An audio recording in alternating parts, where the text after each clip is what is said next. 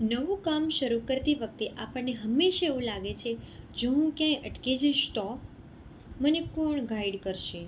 પણ ચિંતા ના કરો, તમે જ્યારે આ સફર મારી સાથે શરૂ કરો છો ત્યારે તમને મારી પર્સનલ મેન્ટરશિપનો પૂરો સપોર્ટ બિલકુલ ફ્રી મળે છે.